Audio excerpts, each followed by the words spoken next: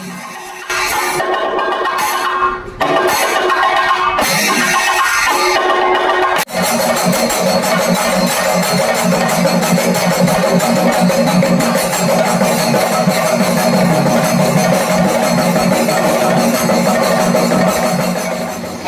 നമസ്കാരം.